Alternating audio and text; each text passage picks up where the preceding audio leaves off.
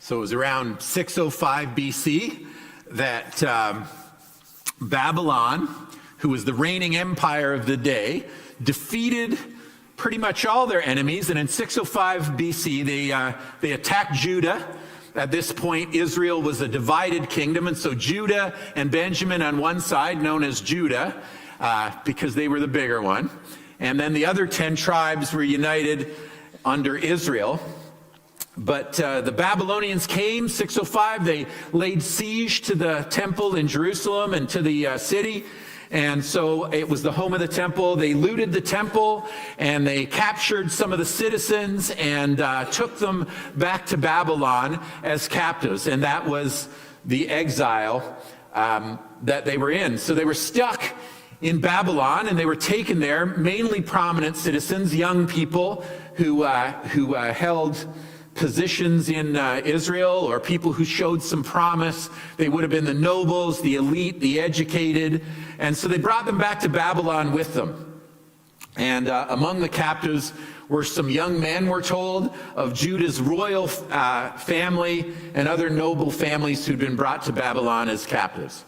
And so that's when we meet the main characters of our story. They're taken there because the way that normally an empire ruled is they would militarily take over other nations, but they didn't always have an army or leaders to put in that nation, so they had to be strategic about where they put people, because you can't take over all kinds of parts of the world and leave an entire force to rule that country. So the way that they would do things is they would often take prominent young people, and they would take them back to their home country, and they would enculturate them in the culture of their day. They would get them kind of learning to appreciate the things of Babylon, and that was the program that they would do. We'll get you to love Babylon and see that we're really great, and we'll get you loyal to Babylon, and we'll make you realize there'll be punishments if you're not loyal to Babylon. And so they bring them there to show how strong they are, show how in charge they are, show them what it is to be Babylonian. And then they would send them home eventually, and they would be the leaders of their culture already. And when they came back to Israel, they would be loyal to Babylon, was the idea. And so Nebuchadnezzar takes these captives, and we're told that he took some of the captives, some of the young nobles from royal families, and he ordered that they be dragged to exile, that they be fed from the king's table, and that they be taught the ways of Babylon. And that was so that they could draw them into Babylonian culture. And so when we meet our characters, they're supposed to be fed and taught the ways of Babylon. And so our story focuses on four of these promising young exiles: Daniel, Hananiah, Mishael, and Azariah. Now, you've probably, if you've been around church, you've heard of Daniel. Yes, nod or show that you're awake in some way, right? We've all heard of Daniel, and we've heard stories about Daniel. What about Hananiah, Mishael, and Azariah? You heard those names? Not so much, right? A couple of hands. The keeners who really read their Bibles. No, just kidding. But you could be forgiven for forgetting their names because their names aren't used a whole lot in Scripture. Maybe that's because the Babylonian captors renamed them. And so they renamed Hananiah to be Shadrach, and Mishael's became, Hananiah becomes Shadrach, Mishael becomes Meshach, and Azariah becomes Abednego. Now, Shadrach, Meshach, and Abednego, how many people have heard of them? Many more, right? Because that's their Babylonian names. For some reason, we always know Daniel by his Hebrew name, but we know the other three by their Babylonian name. And so that's a very curious thing about the way that the story unpacks. And that's not just because we started doing it that way. That's the way that this book of the Bible has it. Often, when they're referring to the three, it's Shadrach, Meshach, and Abednego. But whenever they mention Daniel, it's rare. Sometimes they mention him as Belshazzar, but most of the time they call him Daniel. And so Daniel's name was changed to Belshazzar, just like the other guys' names were changed. But that isn't the name that we know him by commonly. So as the story unfolds, it's worth noting that Daniel's Babylonian name doesn't seem to stick. But for now, the story of the young men has them in exile. They're dragged to another country where they don't have other people around them. They're not in their own culture. They don't have their own foods, their own religion, their own things that they're used to at home. And they're not there by choice. They're forced to be there. They're forced to live the way that they're living. And so even though we hear the story and we hear that they're fed from the king's table, that sounds like a luxury, and it would have been for many exiles. That was part of the program, right? We give you something that you're going to enjoy so much more, you're going to go, hey, being a Babylonian's way better than just being a Hebrew, just being an Israelite, just being a Jew. And so they were taken away, they were fed from the king's table. Daniel and his friends are just given this way that they could just become part of things. And there wasn't much choice in it. For Nebuchadnezzar, he says, take them, do this. This is the orders. That's just the way it's going to be.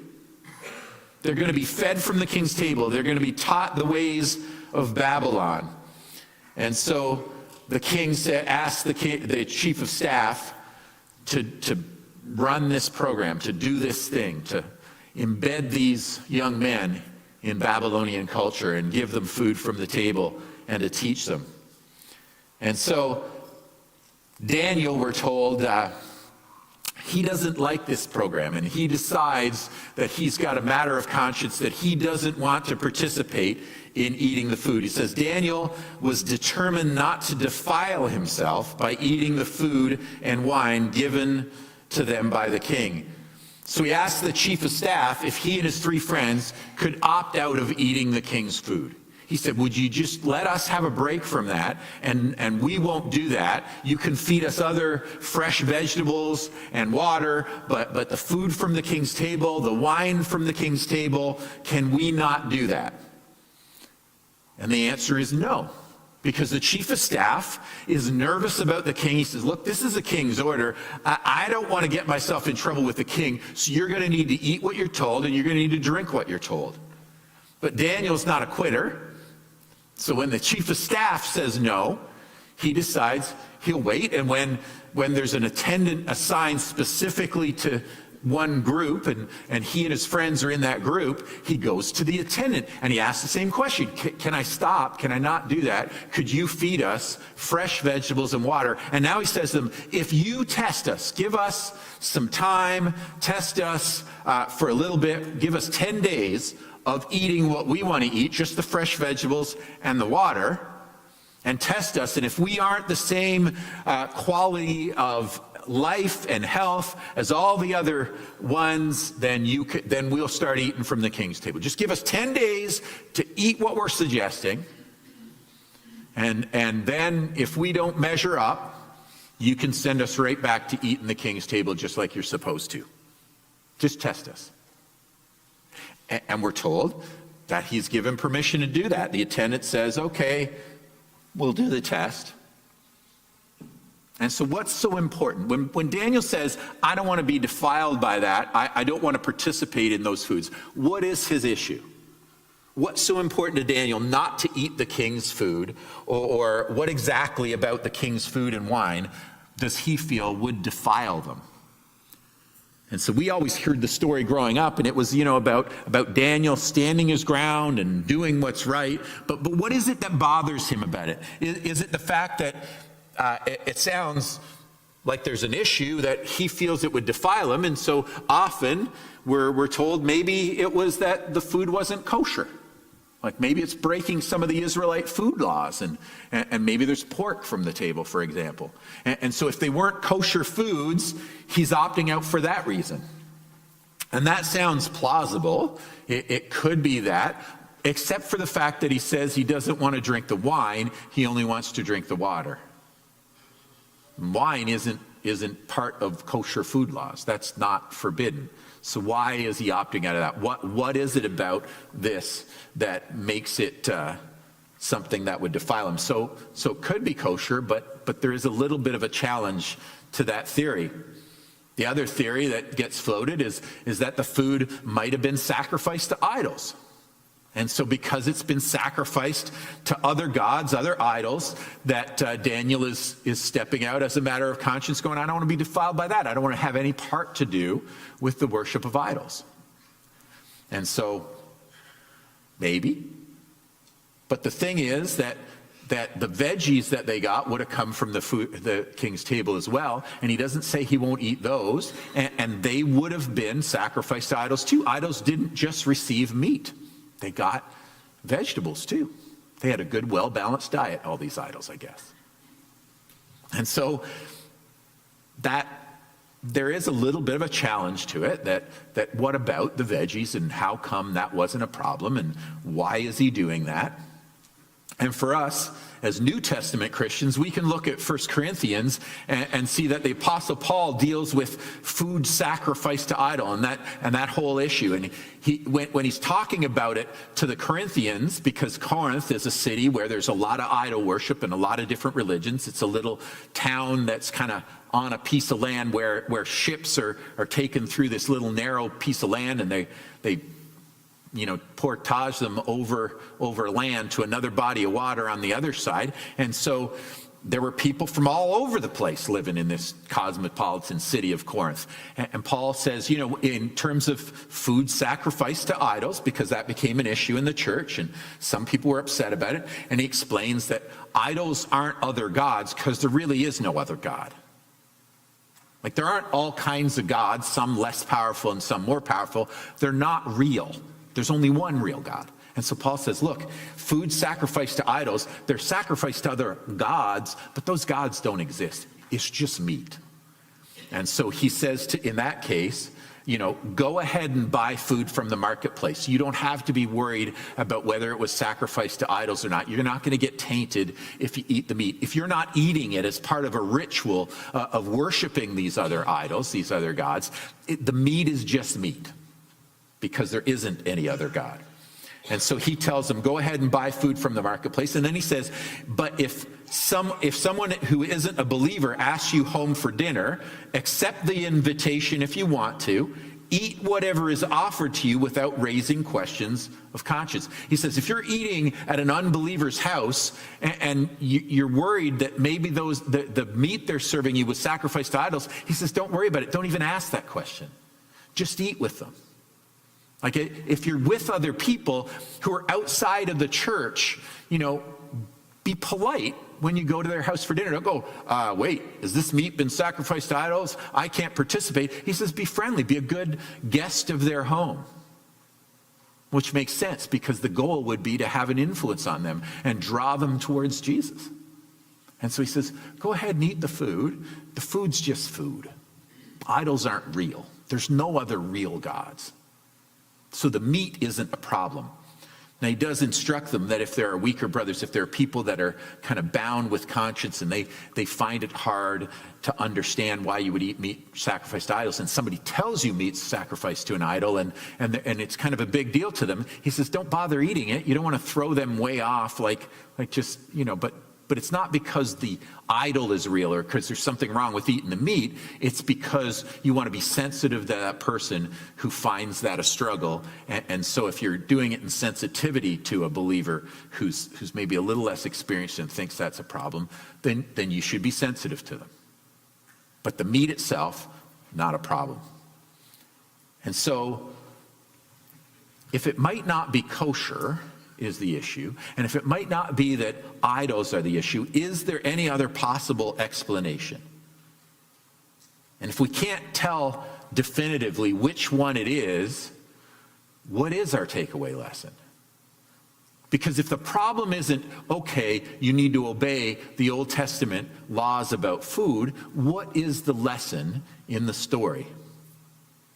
But first, before we get to understanding that about the food, first let's look at the other part of the king's program. So the other part of the king's program is that they would be educated in the ways of Babylon. The way it says it is, train the young men in the language and literature of Babylon.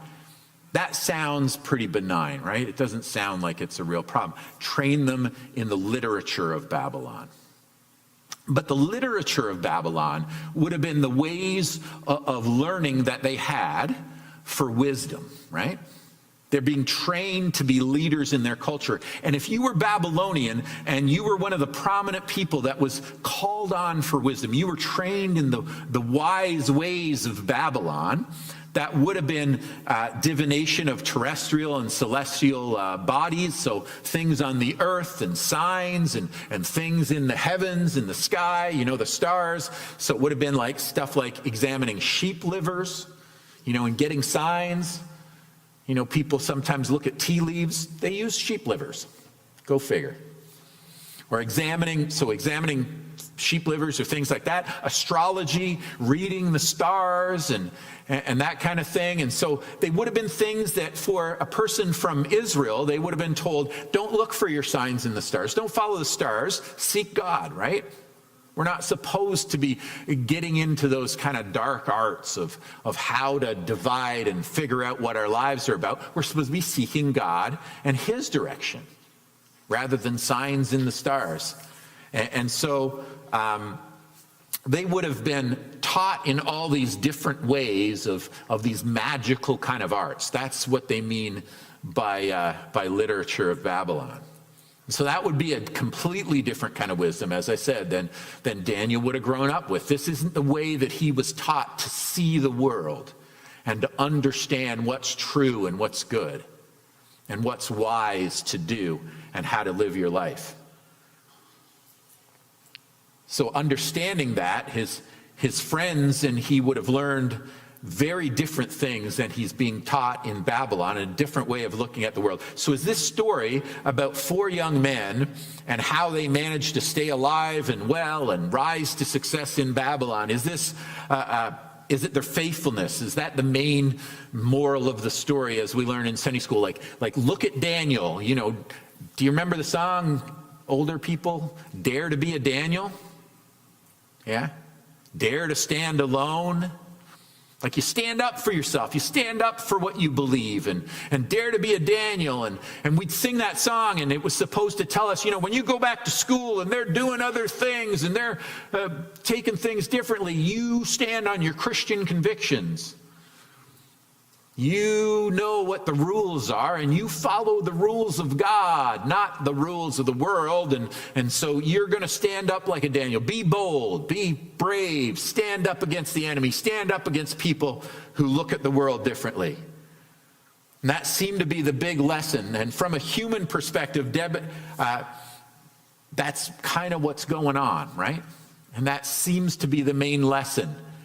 But is this story really about that? Is that the only thing this story is about? Or is there more to this story as it unpacks?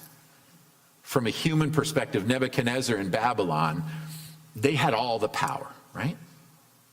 They had the power. When they came in and took over Jerusalem, it was a decisive victory. Jerusalem wouldn't have even been hard for them. They had taken over the whole world, and this tiny little country of Israel was no threat to them whatsoever. They weren't even the first on the agenda to take over because they were no big deal. But when they did come, they just wiped out that city in no time and were able to take over and rule. And so as one of the little city, areas and one little country, they figured, well, it's going to be easy to rule them.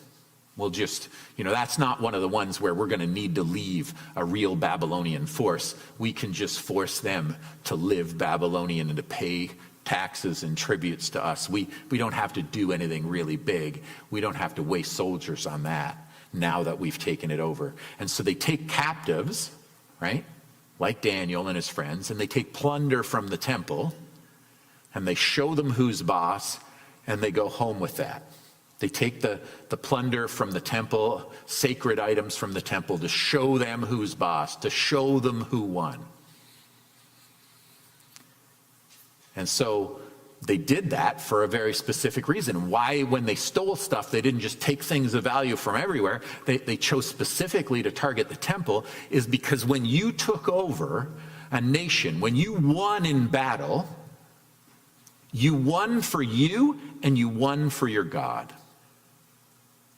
Does that make sense? When you read the Old Testament, you remember some of those stories where God leads the people into battle, and it says God gave them victory over the forces that they were against. God helped them to miraculously beat a much bigger army sometimes. God gave the victory to Joshua, and God gave the victory to Gideon, and God gives the victory in these battles. And so in this case, the Babylonians would have said, we went to battle with this nation of Israel that says they have this one God that's the only God in the entire world. How arrogant is that? Not just your God's better than my God. Your gods don't exist. Only my God exists. Little arrogant little nation. And they go and they wipe them out and they go, see, we won. Our gods won. Your God is nothing. And to prove it to you, we're going to take stuff from the temple that you consider so sacred and devoted to your God, because your God is no match for our gods. And so the people around, all the other nations, would have seen it that way and said, Babylon has been given this victory. Their gods must be really great gods to give them victory like that they can take over the entire world. And that God from Israel, he's no match for their gods. This proves once and for all, if they thought they were some kind of big deal, if they've won certain battles that they probably shouldn't have won by the amount of soldiers they have, we've proven their God isn't that great, because we beat them and we took their people and we took their sacred objects and we took them back to Babylon, and we're going to teach them what a real God can do, what real gods can do. One God. What's that about? And so Nebuchadnezzar and his people would have seen this as a decisive victory for them. And so bringing these exiles home with them was to show their power and to show what was true and what was right and who was more powerful. And if they could show particularly these promising young men who were leaders of the future how powerful Babylon and their gods were, when they went home, then hopefully Israel would stay in line and they would fall in line with their prominent citizens. They go, well, those guys seem to know. They're the smart ones. They're the capable ones. And so he picks people. We're told they picked them because they were good looking, because they were healthy. You know, sometimes when there's a politician that also happens to be good looking, like people kind of comment on that, and they're kind of drawn to those magnanimous kind of personalities that are really winsome. And that's what he wants. He wants people who can stand up and they go, oh, they're big and they're tall and they're good looking and they're smart. And they're the people that people are going to listen to. They're the kind of people who walk in a room and say something and people are listening. And when we make them loyal to Babylon, when we show them who our God is, and not only how powerful he is, but how powerfully he can help them,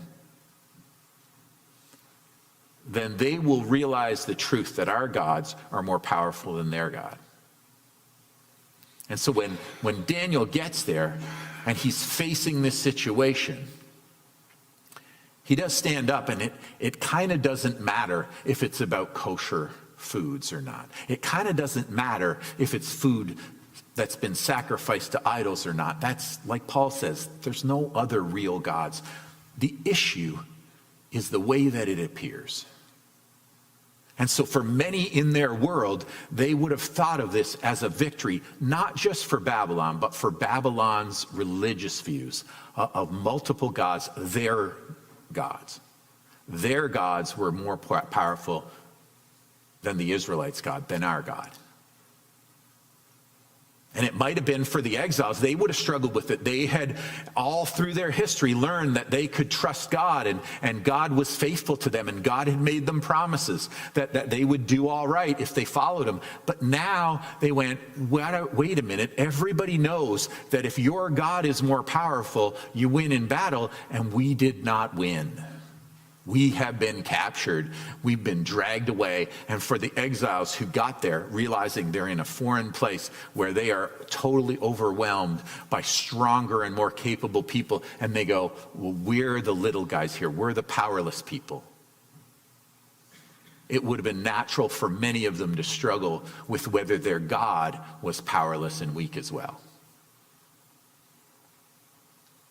And so, as we read the story, that's the reality that Daniel and his friends find him in. That's the program that's trying to be run against them, to make them fall in line, to make them realize that they and their God are not powerful at all.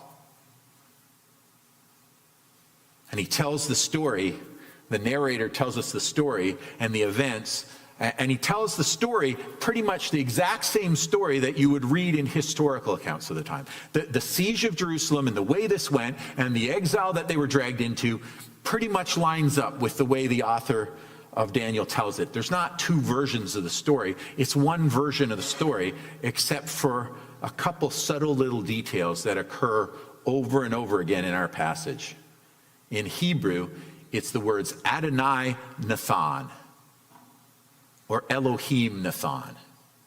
Those two words put together come up again and again. And if you're just reading the story quick, you could miss it. Adonai Nathan means the Lord gave. Adonai is Lord, and Nathan is gave. Elohim is the divine name for God, and he gave. And if you read our passage over, in verse 2, when the narrator tells about the conquest of Judah, he says, the Lord, Adonai, gave Nathan him victory over King Jehoiakim of Judah and permitted him to take some sacred items from the temple of God. The Lord gave victory. And if you're an Israelite, you go, well, the next line in that's supposed to be Israel, right? But it's not. He gave victory to Babylon. He gave victory to Nebuchadnezzar. And so the Lord gave him victory over King Jehoiakim of Judah and permitted him, God gave him permission to take the items from the temple. He didn't just take them as a sign that he was more victorious and his God was more powerful. He thought that's what's happening. But we're told by the narrator that God gave them victory. He let them do this. And that God let them take. He gave permission. He permitted them to take some sacred items from the temple.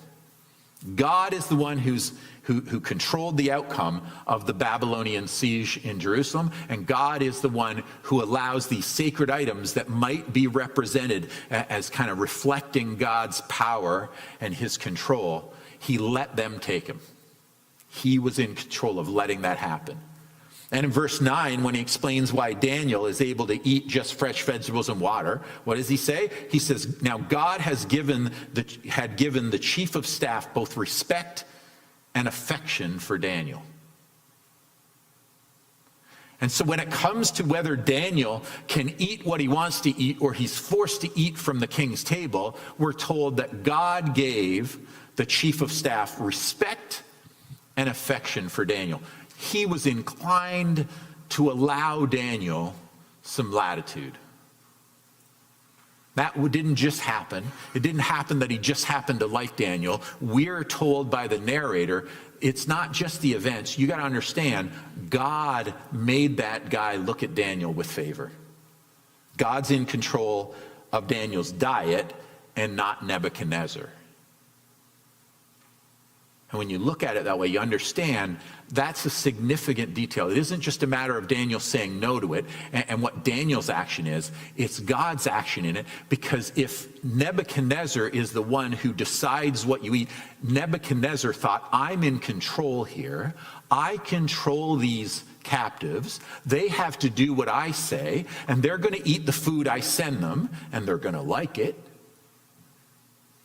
And they're going to do and learn whatever I tell them, and they'll do whatever's been, because we're the one in control. I'm the one in control. I get to decide what happens here because me and my God are more powerful.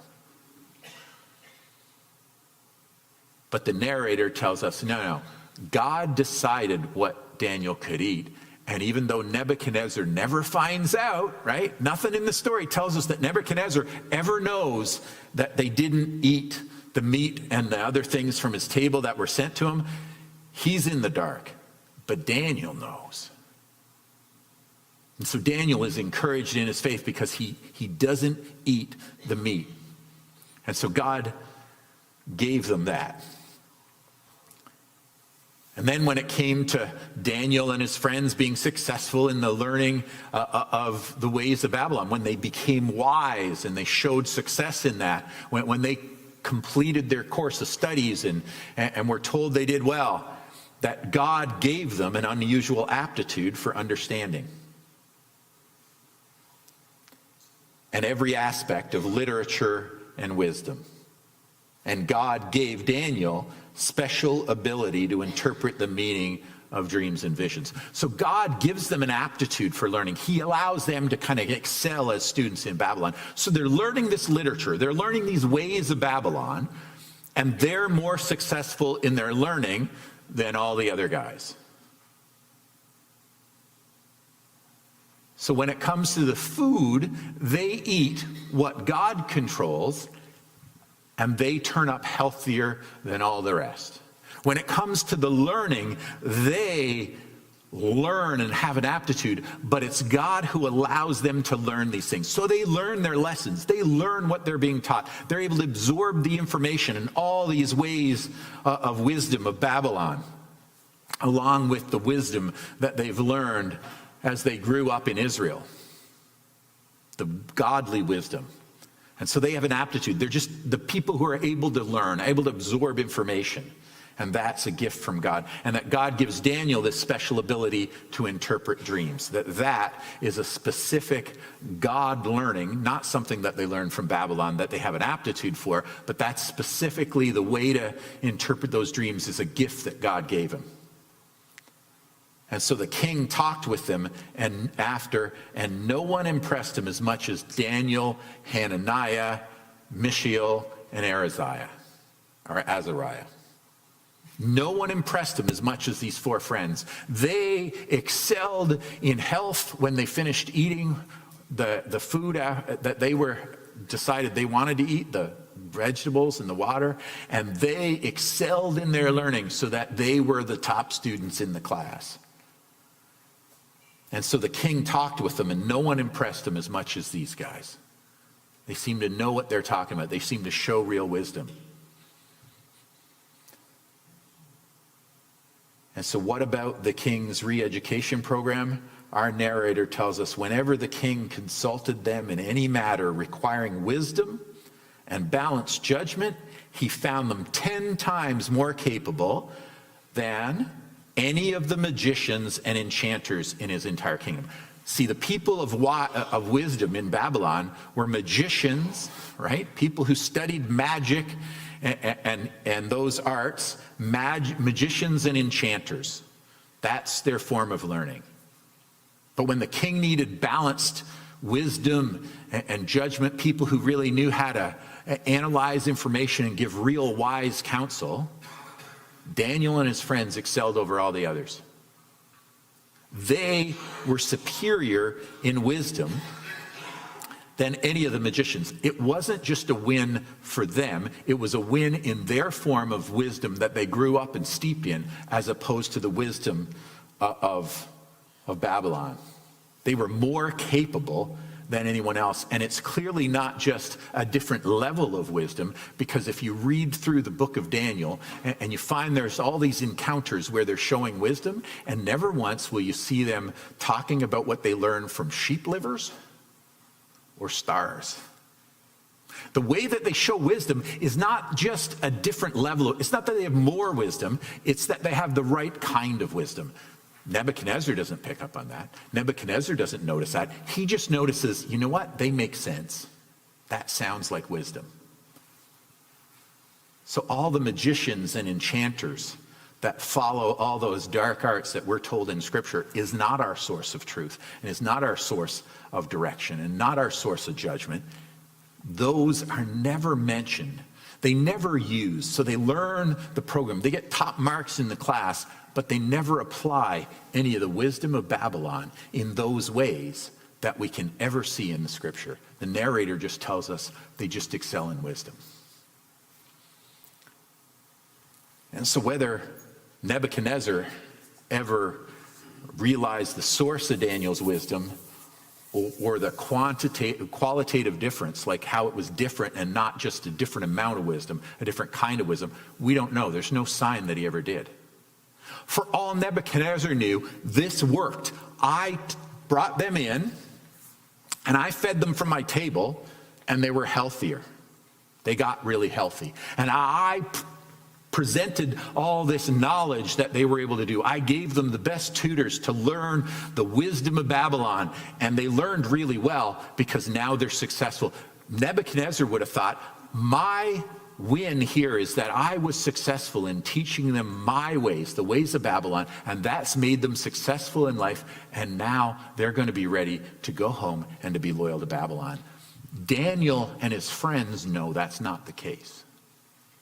Daniel and his friends know what the narrator tells us, that the ways of God is what made these young men successful. That's what made them healthier because they were obedient to do what they were supposed to do, and they were obedient to learn and to use wisdom that was godly wisdom.